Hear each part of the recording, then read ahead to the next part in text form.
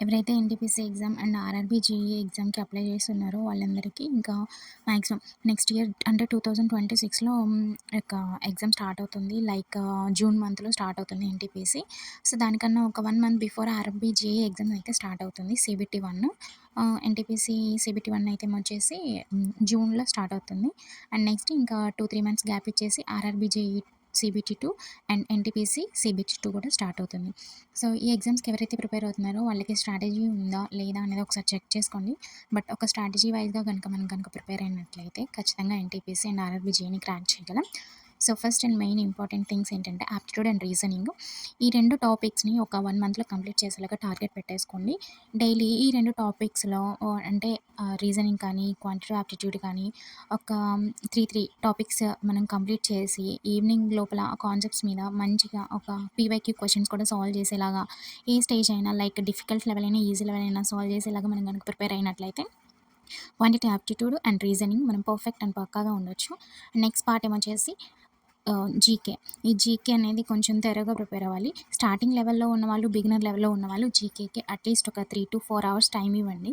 లేదు మేము నాలెడ్జ్ ఉంది అనుకున్న వాళ్ళు వాళ్ళకి ఒక 2 అవర్స్ అయితే సరిపోతుంది. బట్ నేనైతే బిగినర్ లెవెల్‌ని కాబట్టి సో, నేను 3-5 అవర్స్ అనేది దానికి జీకేకి ఇస్తున్నాను. అండ్ ఫిజిక్స్ అండ్ కెమిస్ట్రీకి కూడా ఒక 2 అవర్స్ అనేది ఇస్తున్నాను. ఎందుకంటే నేను దానికి కూడా బిగినర్ లెవెల్‌ని.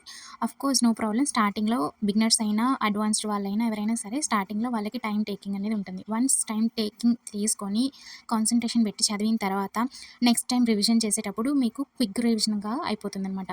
సో, ఏంటంటే ఏదైనా స్టార్టింగ్‌లోనే అయ్యో! మనం లేట్‌గా వెళ్తున్నామే అనేది ఒక మైండ్‌లో ఒక థాట్ తీసేసి ఏదైనా సరే అండర్‌స్టాండింగ్ లెవెల్‌లో ఈజీగా టైం తీసుకుంటున్నా పర్లేదు. మనం వెళ్ళాలి. చదువుకుంటూ వెళ్ళాలి ప్రతీదీ. అండ్ చదువుకుంటూ వెళ్ళినప్పుడు మైండ్‌లో ఫిక్స్ అయిపోతుందనమాట. ఒక్కొక్కసారి చదివినప్పుడు కూడా మైండ్‌కి అర్థం కాకపోతే మీ టాపిక్ ఏదైతే ఉందో అది ఒకసారి యూట్యూబ్‌లో తీసి కొట్టేసేయండి. లైక్ నాకు టైమ్ అండ్ వర్క్ అంటే చాలా అసలు ఎప్పుడు తీసినా గానీ ఆ కాన్సెప్ట్ మీద చాలా గజిబిజిగా అయిపోతాను. నాకెందుకో అనిపించింది ఒకసారి ప్రిపేర్ అవుదాం అని చెప్పేసి నేను ఇంకా టీవీ ఆన్ చేసి యూట్యూబ్‌లో పెట్టుకున్నాను కాన్సెప్ట్ మీద. ఫస్ట్ నేను బేసిక్స్ ప్రిపేర్ అయ్యాను. బేసిక్స్ మీద ఇంక నేను ప్రాక్టీస్ చేయడం స్టార్ట్ చేశాను. ఇంకా సాల్వ్ చేస్తున్న కొద్దీ ఓకే. నాకొక అండర్‌స్టాండింగ్ అనేది వస్తుందనమాట. సో, ఆ విధంగా స్టార్ట్ చేశాను. సో, ఐ థింక్ ఇది నాకు మంచి స్టార్టప్ అని అనుకుంటున్నాను. అండ్ వన్ థింగ్ ఏంటంటే మదర్ ఆస్పిరెంట్స్ ఎవరైతే ఉన్నారో, నేను ఒక 2 బేబీస్‌కి ఒక మదర్‌ని నేను చెప్తున్నాను. నేను ఆర్ఆర్‌బీ, ఎన్‌టీపీసీని క్రాక్ చేయాలనుకుంటున్నాను. ఇది నాకు ఒక గొప్ప మోటివేషన్ అనమాట. నా ఇద్దరు పిల్లల్ని చూసి నేను చాలా హ్యాపీగా చదువుకోవాలని అనుకుంటున్నాను.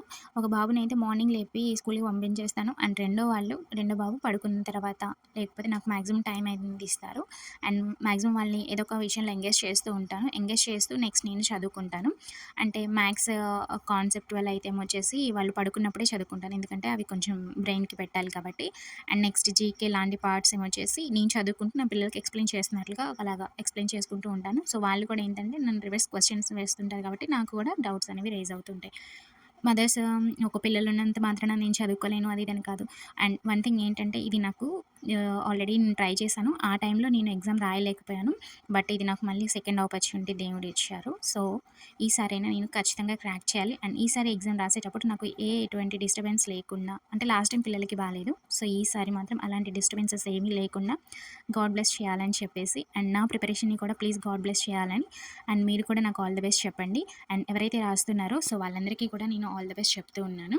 ఇఫ్ ఇన్ కేస్ ఏదైనా ప్రిపరేషన్ స్ట్రాటజీ కావాలి అని చెప్పిన సిలబస్‌లో ఏదైనా డౌట్స్ వచ్చినా లేకపోతే ఏదైనా సరే any queries please I am always open. నన్ను క్వెషన్ చేయొచ్చు. అండ్ లేదు అనంటే మీకేదైనా కాన్సెప్ట్ ఎక్స్‌ప్లెయిన్ చేయాలని చెప్పినా సరే నేను ఎక్స్‌ప్లెయిన్ చేయగలను. అండ్ కాన్సెప్ట్ బేసిక్ లెవెల్‌లో నుంచి ఒక అడ్వాన్స్డ్ లెవెల్‌లో ఎన్‌టీపీసీ ఎగ్జామ్ క్రాక్ చేయడం చాలా ఈజీ అండి compare to RRB, JEE. And I am from triple E branch. So, triple E branch RRB, JEE రాసేటప్పుడు ఏంటంటే కొంచెం ఎలక్ట్రికల్ నాలెడ్జ్‌ని కూడా టచ్ చేయాలి. కొంచెం కాదు చాలానే టచ్ చేయాలి. So, already quant, reasoning, GK మనం ప్రిపేర్ అయ్యి ఉంటాం కాబట్టి అండ్ మర్చిపోయాను కరెంట్ అఫైర్స్ కూడా important. Daily based current affairs Eenadu news పేపర్స్‌లో వస్తాయి. అది మార్నింగ్ ఒక హాఫ్ అన్ అవర్ గనుక ప్రిపేర్ అయితే డైలీ ప్రిపేర్ అవ్వండి చాలు ఎగ్జామ్ రాసే వరకు. ఈ రోజు నుంచి స్టార్ట్ చేసినా ఒక 6 మంత్స్ కవర్ చేస్తాం.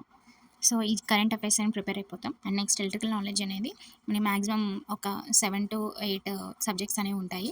సో ఈ 7-8 సబ్జెక్ట్స్లో ఏంటంటే డైలీ మనం కొంత పోర్షన్ అనేది మనం కంప్లీట్ చేసుకుంటూ చదువుకుంటూ వెళ్ళాలి. ఫస్ట్ మనం పీవైక్యూ క్వశ్చన్స్ కానీ ప్రాక్టీస్ క్వశ్చన్స్ కానీ ఏం టచ్ చేయకూడదు. ఫస్ట్ ఏంటంటే జనరల్గా ఎలక్ట్రికల్లో సబ్జెక్ట్స్ని ఒక థియరిటికల్గా చదువుకుంటూ వెళ్ళాలి. అండ్ ప్రాబ్లమ్స్ కూడా ఏం ప్రాక్టీస్ చేయొద్దు. ఫస్ట్ ఫార్ములాస్ అనేవి బై హార్ట్ చేయాలి. అంటే ఫింగర్ టిప్స్లో ఉండాలంటారు కదా, సో ఆ విధంగా మనం ఫార్ములాస్ని బై హార్ట్ చేయాలి. అండ్ థియరిటికల్గా స్ట్రాంగ్గా ఉండాలి ఎలక్ట్రికల్ సబ్జెక్ట్లో.